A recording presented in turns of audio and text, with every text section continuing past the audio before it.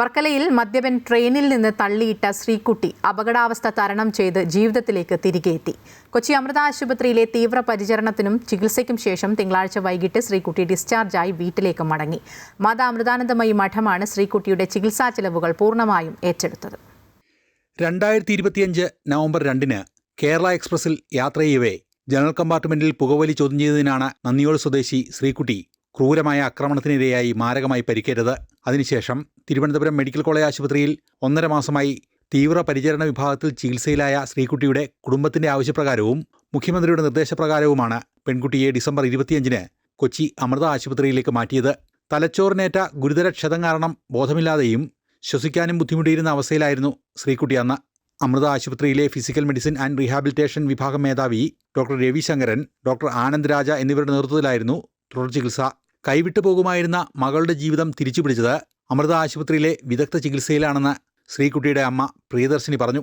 ആരോരും തുണയില്ലാതെ വന്നപ്പോൾ മാതാ അമൃതാനന്ദമയി മഠം ചികിത്സാ ചിലവ് പൂർണ്ണമായും ഏറ്റെടുത്തുവെന്നും പ്രിയദർശിനി പറഞ്ഞു. ഞാൻ മെഡിക്കലിൽ നിന്ന് എനിക്ക് കിട്ടുമ്പോൾ ഞാൻ കുറ്റം പറയുന്നൊന്നുമല്ല, പക്ഷേ എന്നോട് ഡോക്ടർമാർ പറഞ്ഞത് മിറാക്കിൾ ഉണ്ടെങ്കിൽ മാത്രമേ അവൾ രക്ഷപ്പെട്ടു വരൂ, ഇല്ലെങ്കിൽ ജീവിതകാലം മുഴുവനും കിടക്കും. അതെല്ലാവരും കണ്ടതായിരിക്കും അവളുടെ അവസ്ഥ എന്താണെന്നുള്ളത്. ഞാൻ ഇവിടെ കൊണ്ടുവന്ന് ഈ 2 മാസം കൊണ്ട് എനിക്ക് പഴയ മോളെ എനിക്ക് തിരിച്ചു കിട്ടി. അത് ഞാൻ എങ്ങനെ അമൃത ഹോസ്പിറ്റലിനോടും ഡോക്ടേഴ്സിനോടും PMR ഡോക്ടേഴ്സിനോടും ഞാൻ നന്ദി പറഞ്ഞ് അത് കുറഞ്ഞു പോകും. അതിനെക്കാട്ടി കൂടുതൽ എനിക്ക് അവരോടൊക്കെ നന്ദിയും സ്നേഹവും കടപ്പാടും ഒക്കെ ഉണ്ട്. എനിക്ക് അമൃതയിൽ ഫുള്ളും ഫ്രീ ആയിരുന്നു. അമ്മേൻ്റെ കാരുണ്യം കൊണ്ടും ബാക്കി എല്ലാം കൊണ്ടും എനിക്ക് ഫ്രീ ആയിരുന്നു. ഇതുവരെയുള്ള ചിലവ് ഫുള്ളും ഫ്രീ ആയിരുന്നു. ഇനി അവൾക്കുള്ള ജീവിതം മുമ്പോട്ട് പോകും. ഒത്തിരി കാലം കിടക്കുന്നതല്ലേ. ഇപ്പോൾ എനിക്കിപ്പോൾ അവളെ ജീവിതകാലം വേണ്ടി നോക്കാൻ പറ്റുമെന്ന് പറയാൻ പറ്റില്ല, മനുഷ്യൻ്റെ അവസ്ഥയാണ്. അപ്പോൾ അവൾക്കുള്ള ആ ഒരു കാര്യങ്ങളൊക്കെ എനിക്ക് സേഫ് ആക്കണം. അതിന് ഗവൺമെൻറ്റിനോട് ചോദിക്കേണ്ടി വന്നാൽ ഞാൻ ചോദിക്കും.